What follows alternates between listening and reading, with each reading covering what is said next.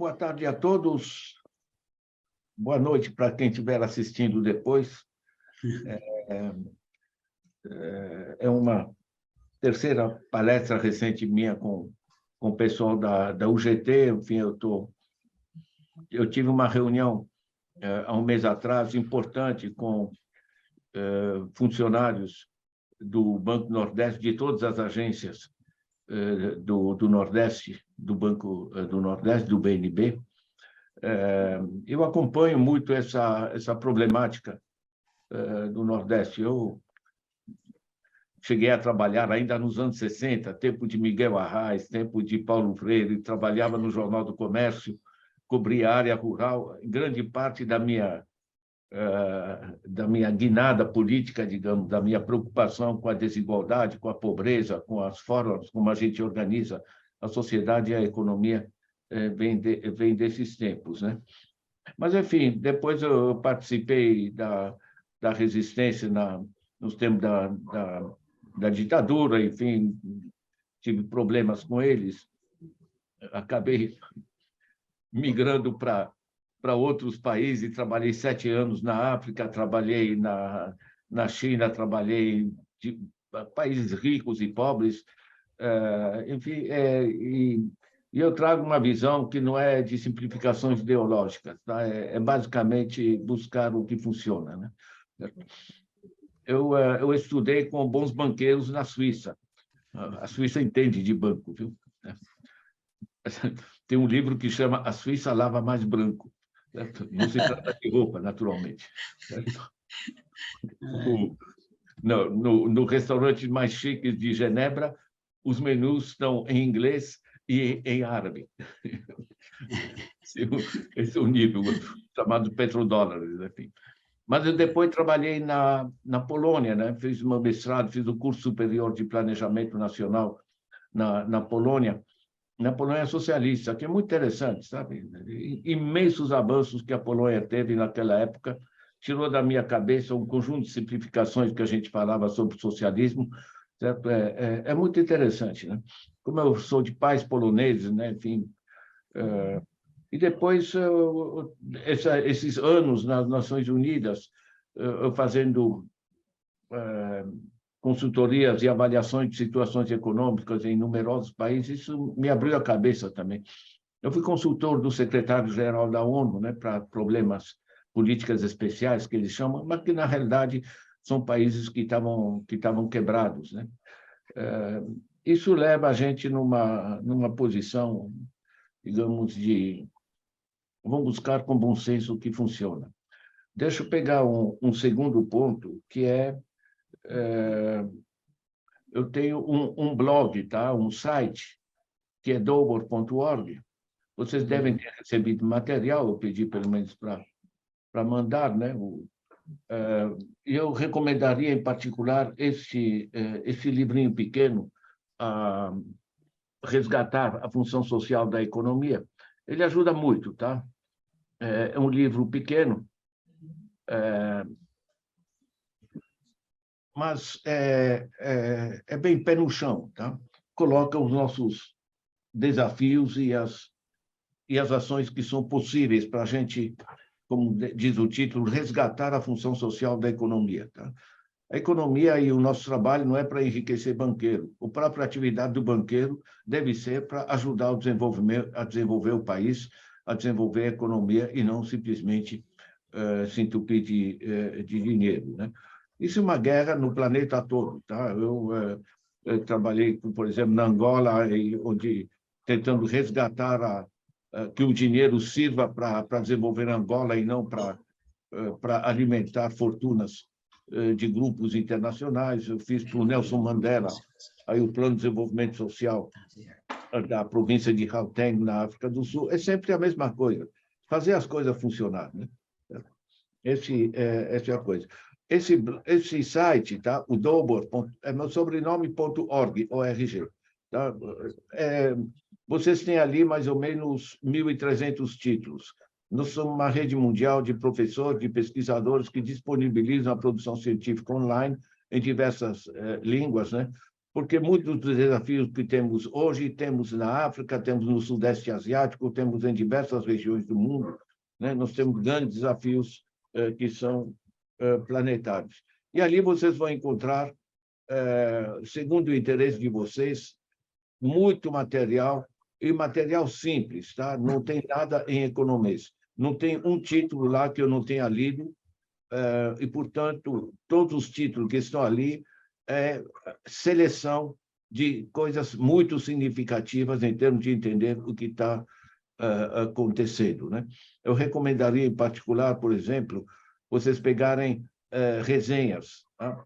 Em resenhas, vocês vão encontrar eu pego, como recebo muito material internacional, eu faço não resenhas comerciais, tá? Mas faço uma resenha de ideias-chave. Então, vocês vão encontrar o Piketty, que é tão importante hoje para entender a economia mundial, Joseph Stiglitz, Mariana Mazzucato, gente de linha de frente internacional, certo? Que vocês vão poder ler, cada resenha tem lá 3, 4 páginas, e vocês vão poder ir escolhendo onde orientar suas leituras, né? Essa função do meu trabalho hoje como professor, ontem como consultor e trabalhando na elaboração de planos de desenvolvimento para diferentes países, é essencialmente a gente assegurar que mais gente tenha acesso a essa compreensão das dinâmicas econômicas, porque não basta entender de economia, temos que entender a cultura, temos que entender o social, enfim, o político, essas coisas, certo? Mas sem entender a economia, a gente não entende o resto. Eu vejo as pessoas que pegam um jornal nacional, vem aqueles consultores dizendo não, porque o superávit primário e o déficit, enfim, e a Selic e tal, certo? Olha, é um negócio que eu sou suficientemente economista, né? Tenho 4 diplomas na área, tenho muita experiência, para saber que é um besterol que eles estão falando, e as pessoas balançam a cabeça e não entendem, né? E é feito para não entender mesmo, tá? Nós vamos entrar no detalhe desse processo. Portanto, isso aqui é ferramenta para vocês, tá? Esse site, e vocês podem pegar palestras minhas no YouTube, qualquer parte, vocês põem Dobor, vocês vão encontrar bastante material. Eu tenho também cursos organizados que podem interessar vocês, tanto no Instituto Paulo Freire, vocês pegam no YouTube, a gente chamou de Pedagogia da Economia. Em torno desse livro aqui, a Era do Capital Improdutivo, como são 15 capítulos, a gente fez um vídeo de 10 minutos para cada capítulo. É uma forma... E como o livro está tudo disponível online gratuitamente, tá? Então, isso ajuda no acesso. A pessoa pode pegar o vídeo, pode ler o capítulo correspondente e as coisas casam. Nós tivemos, por exemplo, uma rede de favelas do Rio, fez esse curso comigo, certo? Isso é uma formação muito mais ampla do que a universidade. Para mim é um ponto importante, tá? Porque a universidade não deve se limitar a oferecer uma escadinha para sucesso individual de uma pessoa que vai receber um diploma. Certo? A universidade, hoje, sobretudo com essa acessibilidade online, né, de textos gratuitos e de falas, pode generalizar o conhecimento para toda a sociedade, né? Ou seja, ela se tornar um enriquecedor científico-tecnológico das comunidades, em todas as regiões, né? Eu acho essa visão extremamente importante, né? Porque nós estamos numa era em que entender as tecnologias, entender os desafios modernos que resultam dessas tecnologias é absolutamente vital, né? Nosso problema de exploração das relações sindicais não se limita a salário e condições de trabalho. Nós temos que abrir o leque de maneira muito mais ampla, porque, inclusive, hoje não é o salário que é o principal vetor de apropriação de recursos, o baixo salário, certo? A tal da mais-valia, etc. Na realidade, através do endividamento das famílias, se extrai muito mais dinheiro do que através de baixo salário. O sistema está mudando. Eu insisto muito nesse aspecto do papel do professor e da universidade, porque nós temos universidades boas em todas as regiões do país, e isso não é para só promover elite, gente. Isso deve servir... Vejam bem, todos os meus livros estão online, né? Como eu falei, nós somos uma rede mundial de pesquisadores que disponibilizam gratuitamente online. Os meus livros continuam a vender, isso não atrapalha, isso é bobagem. Agora, pense o seguinte, muitos professores de colegial, por exemplo, eles não vão dizer para os alunos, compre o livro do Ladislau, né? Ou de outro pesquisador, né? Mas podem perfeitamente dizer, olha, na próxima aula a gente vai discutir a subutilização da força de trabalho, peguem o capítulo 3 do Ladislau, certo? Que está online gratuitamente, sabe o que é? 8 páginas, até no celular o moleque lê, né? Ou seja, nós podemos ser um enriquecedor, um multiplicador de conhecimentos através de todas as tecnologias, dessa conectividade que está revolucionando o planeta, né? Deixa eu pegar um segundo ponto, que é sumamente importante, é que nosso desafio no Brasil e no mundo não é econômico. Tá? Se vocês pegam o PIB mundial, o que é o PIB? O conjunto de bens e serviços produzidos durante um ano. Vocês pegam isso no mundo, no ano passado, é 100 trilhões de dólares. 100 trilhões de dólares, dividido pela população mundial, 8 bilhões, isso dá 4.200 dólares por mês por família de 4 pessoas. Estão entendendo? 4.200 dólares, isso dá mais de 20 mil reais, gente, por família. Dá para viver? Claro, aqui no Morumbi, onde vivem as famílias ricas, ficaram histéricos imaginar de viver com 20 mil reais, certo? Mas para o comum dos mortais, e sabe o que é? Basta reduzir muito moderadamente as fortunas dos mais ricos para assegurar para todo mundo uma vida digna e confortável. Isso é muito importante. Esse dado não aparece com força e não é levantado na grande mídia por toda parte, mas o essencial é o seguinte: a humanidade não está enfrentando mais o problema de escassez. Nós temos os recursos suficientes. Até a comida, por exemplo, só de grãos a gente produz mais de 1 quilo por pessoa por dia no mundo. Certo? No Brasil, é mais de 4 quilos por pessoa por dia. E temos 33 milhões de pessoas passando fome, né? Esse é o nível. Sabe o que é? O problema nosso não é econômico, no sentido de falta de recursos. Nosso problema é de organização política e social. É muito importante entender esse dado. Se eu faço esse raciocínio no mundo, tá? Os 100 trilhões de dólares, que é o PIB mundial. Mas eu posso pegar os dados do Brasil. O nosso PIB agora, arredondando, é 10 trilhões de reais. Dividam pela população do Brasil, 220 milhões de habitantes. Isso dá 15 mil reais por mês por família de 4 pessoas. Estou entendendo? Eu volto a dizer, a gente, claro, teria que fazer a redistribuição, né?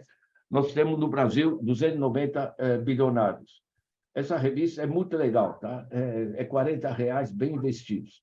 Os americanos fizeram favor para nós de fazer uma ficha de cada um dos bilionários brasileiros, o que fazem, como está, qual é a fortuna dele e fazendo o que ele tem essa fortuna. Na linha de frente está o Lehman, certo? Com todas as falcatruas que a gente conhece das americanas, mas é muito mais longe do que as americanas. É um conjunto de empresas que ele, o Sicupira e o Teles controlam, né? É um trio mais... Eles dominam mais de 160 bilhões de reais no Brasil, né? Quer dizer, são fortunas desse tamanho, né? Isso, 160 bilhões de fortuna pessoal, né? Quando isso equivale mais ou menos ao Bolsa Família, que é para 21 milhões de famílias, né? Esse é o nível, digamos, que a gente enfrenta. Basicamente, esses 15 mil reais, a gente pode dizer, tem gente que diz, bem, mas é produto interno bruto, a gente pode trabalhar com renda nacional líquida. Olha, vocês podem fazer a ginástica contábil que quiserem. O básico é o seguinte: o que a gente produz é amplamente suficiente para todo mundo viver de maneira digna e confortável. Queria lembrar que, em 2014, o Brasil tinha sido tirado do mapa da fome, porque é só reorientar os recursos para onde sejam necessários. O problema central não é falta de recursos. Pela primeira vez, a humanidade pode assegurar a todos uma vida digna. Não precisa ser aquela igualdade opressiva, certo? É só reduzir um pouco a desigualdade. Certo? Esse é o eixo, esse é o objetivo, porque, inclusive, toda a nossa problemática ambiental, as diversas formas de destruição da natureza, estão todas ligadas a essa forma opressiva, a esse caos de organização. Então, nosso problema, basicamente, é de organização política e social. E a organização política e social se dá num equilíbrio entre o papel do Estado, dos interesses públicos, né?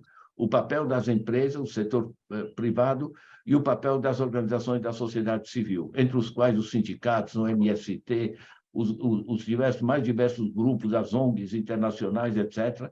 Certo? Porque, ao fim e ao cabo, por que é tão importante a sociedade civil? Porque é para ela que deve servir a economia, né? E não o contrário, certo? Então, esse é o problema que a gente enfrenta, né? Nós não temos mais pobreza no planeta, não temos pobreza no Brasil no sentido de falta de recursos, temos sim um caos no processo decisório de o que se produz, para quem e com que impacto ambiental. A gente sabe o que isso significa em termos de objetivos, né? Foi levantada aqui a ODS, né?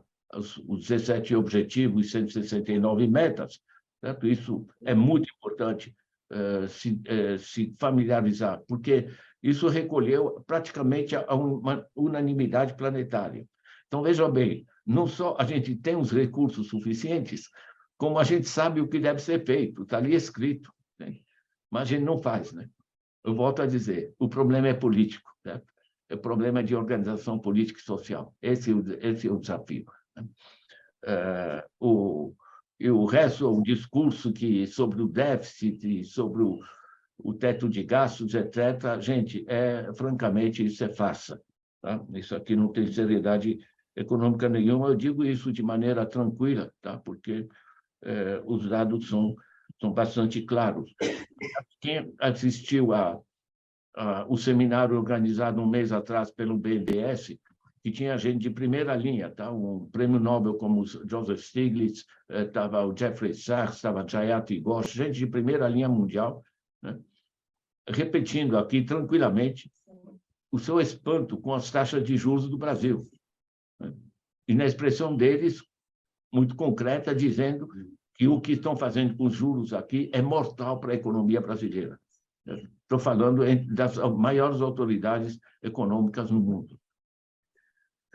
Deixa eu pegar um terceiro ponto, portanto, esse ponto é importante. Nós temos recursos, o problema é de organização. Tá? Um terceiro ponto é que nós estamos vivendo uma revolução digital. Vocês devem ter encontrado documentos que falam bastante na indústria 4.0, né, que está ali nos documentos de Davos, né, no livro do Klaus Schwab. Isso aqui que a gente está vivendo, gente, é muito mais do que a revolução, tipo uma indústria 4.0. Para mim, é a revolução digital que estamos vivendo. Ela é tão profunda como foi a revolução industrial há 2 séculos atrás, né? Nós estamos vivendo uma transformação da sociedade em profundidade, certo? É um shift, um deslocamento radical do sistema, certo? E não adianta a gente estar lutando para restaurar certos direitos que tinha no passado, porque as soluções estão na frente, não estão voltar atrás, certo? Nós estamos buscando novos rumos, e os novos rumos estão sendo buscados por toda parte, tá? A OCDE está negociando, já tem mais de 130 países que assinaram a adesão a algum tipo de imposto mundial. o Fundo Monetário e o Banco Mundial estão propondo um novo Bretton Woods, né? um novo pacto global, enfim, estão nesse nível, né? A humanidade é à procura de rumos. Deixa eu pegar essa parte dessa transformação.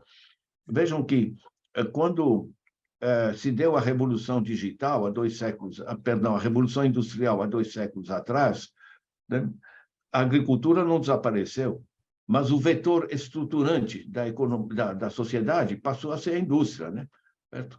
O assalariado, os proprietários de fábricas, etc., né? A luta pela propriedade dos bens de produção, toda essa coisa, né? A mais-valia, né? Karl Marx, enfim, todas essas análises. A agricultura não desapareceu, mas a força transformadora passou para as mãos dos grupos industriais. Hoje, a força transformadora da sociedade não está mais nos grupos industriais, né? na Toyota, na Ford, etc. Está na mão, essencialmente, de grandes controladores do que a gente chama de economia imaterial. Certo? É a revolução digital. Tudo se faz nas teclas. Eu pego o meu celular aqui, ele pode ter 5% de trabalho físico e matéria-prima. O que é o valor desse celular? É conhecimento incorporado. Por que é tão diferente? Porque conhecimento é como eu faço com o meu site. Certo? Uma vez que eu cobri o custo desse conhecimento, eu posso repassar para milhões de pessoas, não me gera custo adicional. Está entendendo? Isso é vital. Tá? A gente chama de custo marginal zero da sociedade moderna. Né? Porque, por exemplo, a China traduziu alguns textos meus, um monte de chinês lerem os meus livros, né? Vou ser mais lido do que Paulo Coelho, a China é grande, certo? Não me tira pedaço. Então, o pessoal do Timor-Leste me mandou um e-mail, leram online gratuitamente um livro meu que chama Tecnologias do Conhecimento, certo? Perguntaram se eles podem usar para formar os professores lá. Eu respondi no e-mail muito honrado, à vontade. Não me tira pedaço, estão entendendo? O conhecimento pode se generalizar no planeta sem custos adicionais. Nós temos leis e patentes, propriedade intelectual, etc., que são de outra era, certo? Que não correspondem ao sistema de transformação atual.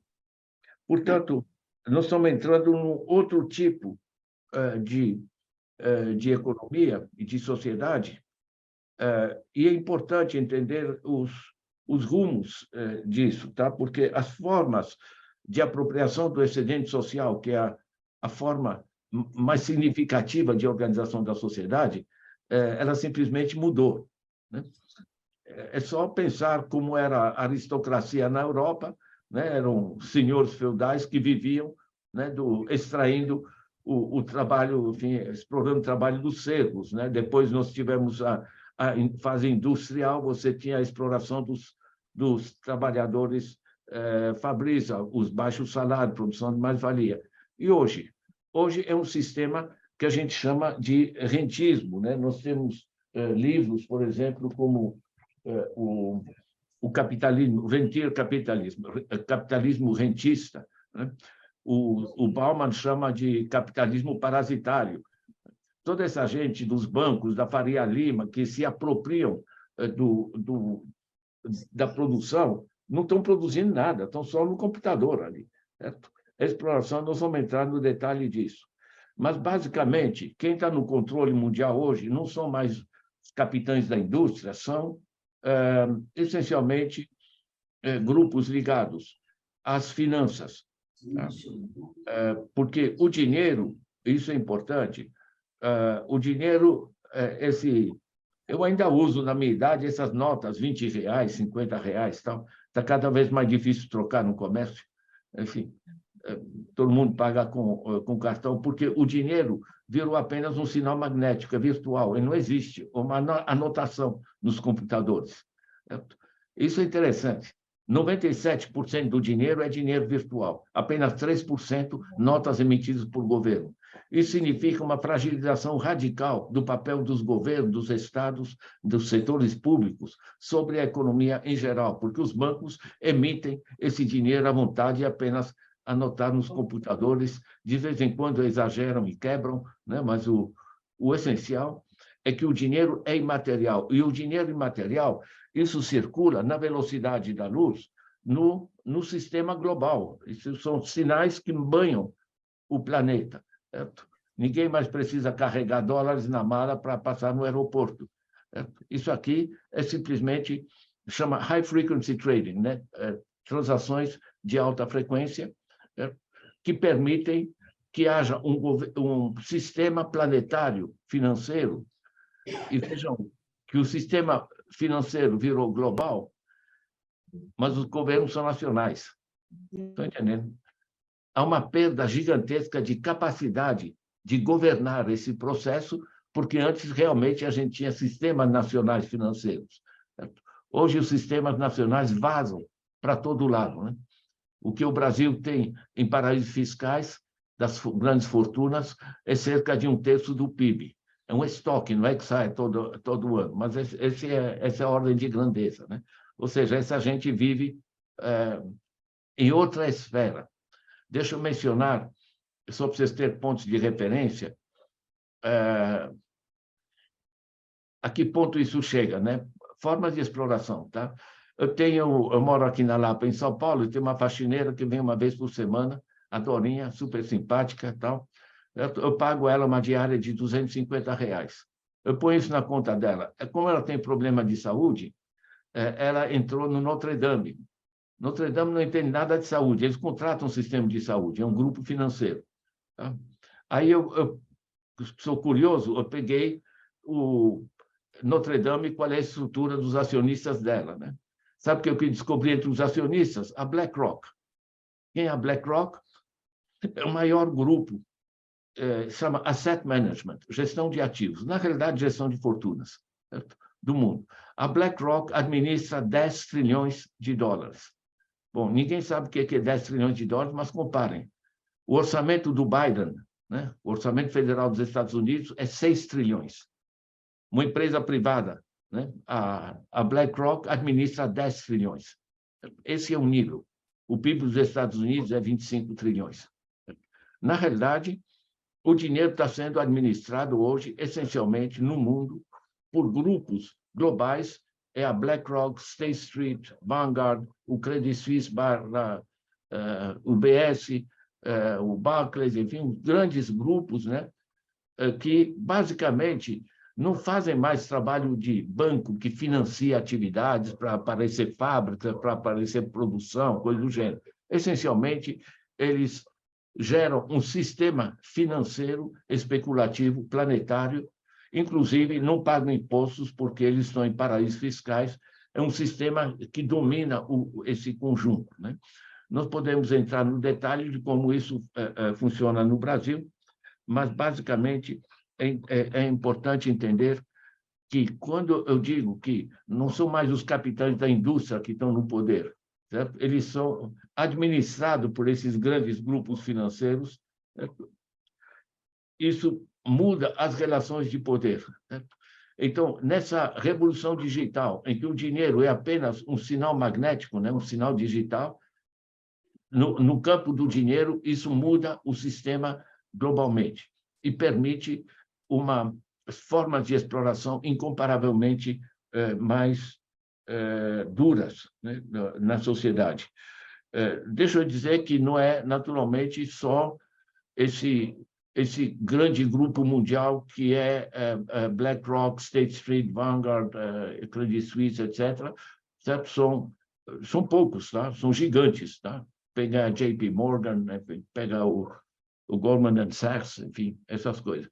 No plano da comunicação e da informação, isso é extremamente importante, tá? Porque nós temos 5 grupos, basicamente, que manejam toda a forma como a gente é informado, né? Que é o Google, a Alphabet, Google, que é a Alphabet, enfim, Apple, a Facebook, a Amazon e a Microsoft, certo? internacionalmente são chamados de GAFAM, G-A-F-A-M, enfim, o grupo.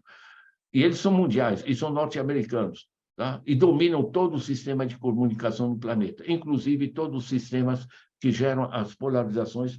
Não sei se vocês chegaram a ver um excelente livro sobre esse sistema, que chama A Máquina do Caos, de Max Fischer. É muito bom, uma excelente leitura para entender essa dimensão. É muito importante a gente entender como nós somos informados. Sabe por quê? Porque hoje não é que você vai comprar um jornal, o que você escolhe o que vai se for. Você entra nos diversos mídias sociais e os algoritmos escolhem o que eles vão puxar para você em função de um conjunto de sistemas de classificação das pessoas no conjunto do planeta, certo?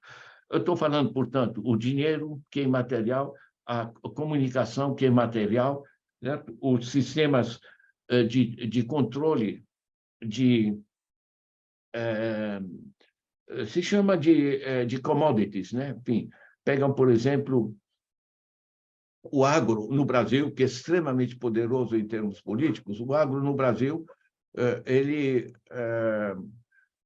está ligado com, essencialmente, 4 grupos, tá? A ADM, a Bunge, a Cargill e a Dreyfus. São 4 grupos no mundo, não produzem nada, tá? São intermediários. Estão ali em Genebra, na Suíça, certo? E só no computador. Mas eles controlam cerca de 80% do comércio de grão no mundo, de grãos, certo? É segurar a população mundial pelo estômago, né? É segurar. Não à toa, o Brasil está exportando seus alimentos quando temos fome no país. Certo? São opções políticas, gente, não são opções econômicas. A Índia simplesmente proibiu a exportação de trigo e de arroz para assegurar a alimentação da população. São opções políticas, é óbvio. Vai deixar a pessoa passando fome, crianças passando fome, quando você tem o alimento, aí te dizer, não, vai render mais, vou exportar. Né? São opções políticas, enfim, nós somos seres humanos, afinal das contas. Certo? Isso é muito importante entender. Então, eu estou trazendo esses elementos que constituem uma nova dinâmica. Tá? Eu tenho um livro que é legal sobre isso, está publicado em inglês em diversos países, tal, que chama O Capitalismo se Desloca. Gente, deixa eu dizer que eu não faço livros de economia, tá? É pé no chão, qualquer cristão entende, tal, basicamente são ferramentas de trabalho, porque nós temos que resgatar o controle dessa sociedade e esses livros são ferramentas para você. E tem mais, como eu falei, estão todos online, gratuitos, vocês podem aproveitar, né? Deixa eu trazer como essa revolução digital se impacta no Brasil, tá? Que é um quarto ponto que eu quero trazer, que tem um texto meu que vocês podem pegar, que chama O Dreno Financeiro. Tá? Vocês entram no meu site, vocês na busca, ali na lupa, em cima à direita tem uma lupinha, né? Vocês clicam ali, a busca, vocês colocam o dreno, vão encontrar... É uma nota técnica, tá? De 7 páginas, que vai permitir vocês entender como se dá efetivamente a nova forma de exploração que se dá no Brasil. Certo? Deixa eu pegar os pontos principais e rapidamente, tá? Aqui minha cara fica ensolarada porque o pôr do sol aqui, eu tenho um janelão do lado que vem bater aqui, mas isso, como está frio em São Paulo, aqui está até agradável. Mas basicamente é o seguinte: vamos pegar a taxa Selic. A taxa Selic foi criada em 95, entrou em uso em julho de 96, pagando 24,5% para quem compra títulos da dívida pública. Não é complicado, tá? Eu tenho minha poupança, eu coloco meu dinheiro no banco. O banco me paga uma merreca. Certo? Agora, o banco pega esse dinheiro, compra títulos da dívida pública, certo? E o governo tem que pagar para ele, sobre essas aplicações, 13,75% ao ano, certo? Juro é ao ano, tá? É fraude você apresentar ela ao mês, e como se apresenta para os consumidores. Mas, enfim, estamos falando da taxa Selic, tá? De onde o governo vai tirar dinheiro para passar isso para os bancos? Dos nossos impostos, tá? Esse mecanismo é muito importante se entender. Por que está essa guerra em torno dos 13,75%? No resto do mundo, a taxa Selic, a equivalência da taxa Selic, ela paga entre 1% e 1,5% ao ano quando está positiva, certo? Na maior parte dos países, é inclusive negativa. É um local de reserva segura de valor. Aqui está pagando 13,75%, para uma inflação de 5%, 6%. Certo? Isso aqui é escandaloso. Mas isso permite que, agora, em 2023, o governo deve repassar para os grandes bancos e para a Faria Lima, deve repassar 740 bilhões.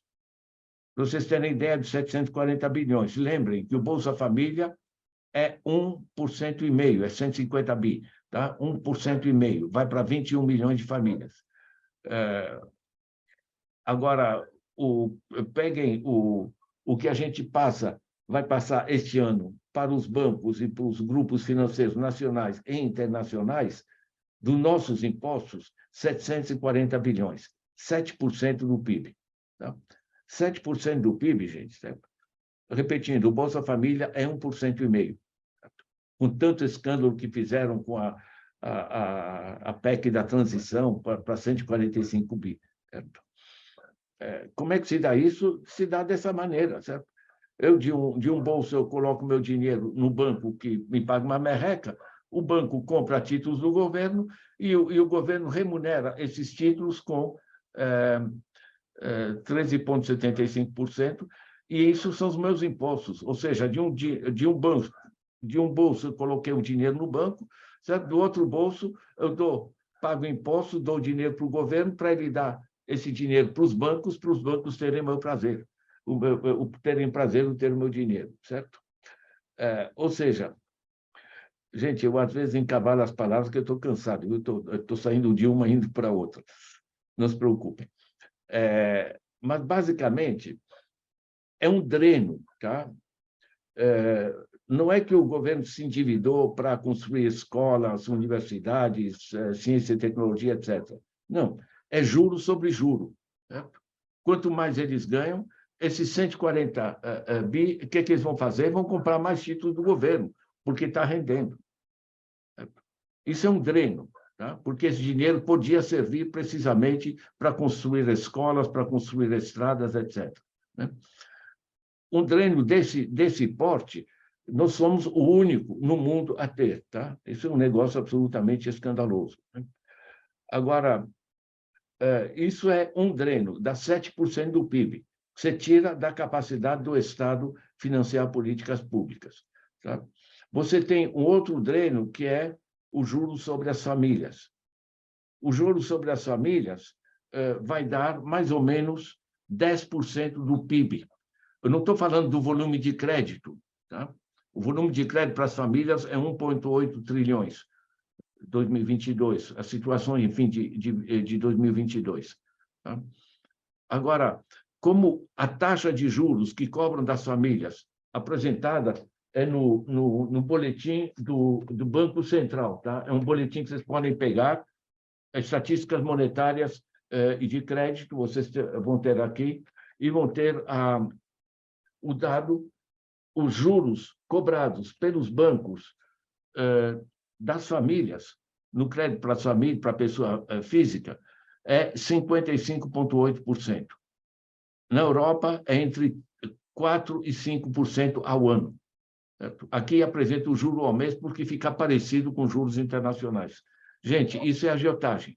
Tá? Deixa eu lembrar que na nossa Constituição tinha o artigo 192, que estipulava, no seu parágrafo 3, que juro acima de 12% ao ano seria considerado usura, considerado como crime e punível nos termos da lei. O que estão fazendo seria crime Só que eles, com a força deles, conseguiram tirar o artigo 192 da Constituição, pelo menos o parágrafo 3, que proibia a agiotagem. A agiotagem no Brasil, a partir de 2003, se tornou legal no país.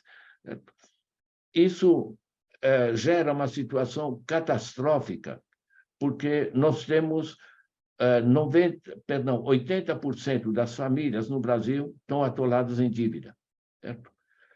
E 71 milhões de adultos no Brasil estão inadimplentes, que se chama com nome sujo, enfim, tem vários termos, certo? Aí o pessoal diz, não, o povo tem que aprender, tem que ter educação financeira. Não tem educação financeira que te salve se você pega um empréstimo desse porte. Não, vamos continuar. O professor vai continuar falando. Professor, vai continuando. Acho que agora vai dar certo. Ok, tudo bem. Então, basicamente, vocês têm essa situação do endividamento das famílias, tá? É R$ 1 trilhão que os grupos financeiros retiram através da agiotagem das famílias, tá? R$ 1 trilhão é 10% do PIB. Somem o bloqueio da capacidade do Estado através de 7% do PIB que eles tiram do orçamento público, aqui, da capacidade de compra das famílias, eles tiram o equivalente a 10% do PIB. Quando as famílias não estão comprando, os empresários não estão investindo, né?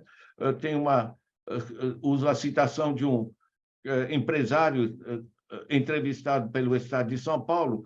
Ele estava dizendo, está mais barato eu contratar, mas para que eu vou contratar se eu não tenho para quem investir?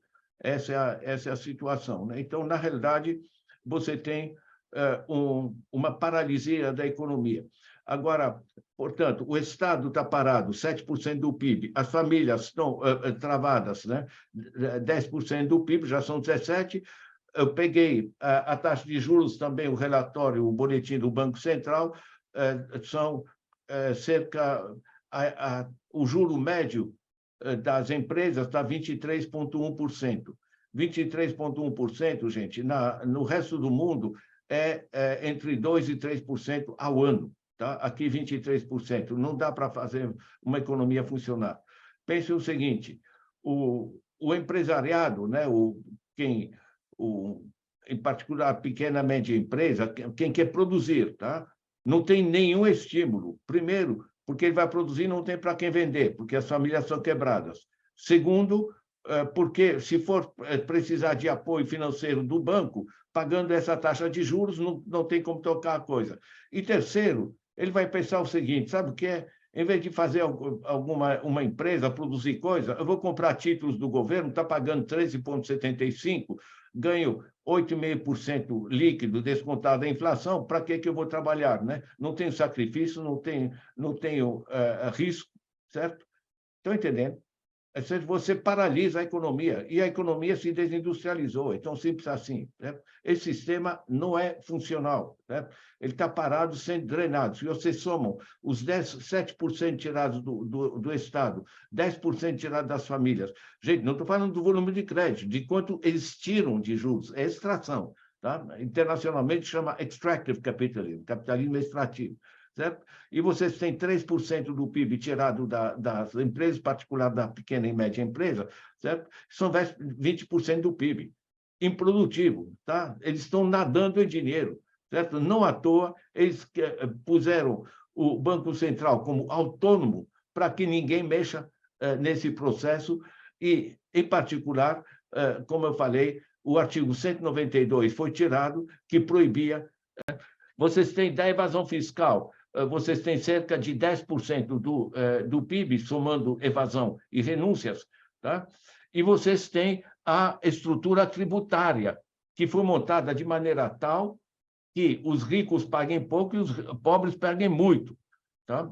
Então, voltando ao exemplo aqui dos meus bilionários, tá? Desde 95, lucros e dividendos distribuídos não pagam imposto, tá? São isentos. Segundo ponto, a exportação de bens primários e semiprimários, desde 96, não paga imposto, é a Lei Candir. Tá? Isso é um desastre. Por quê? porque favorece os grandes exportadores. Você sabe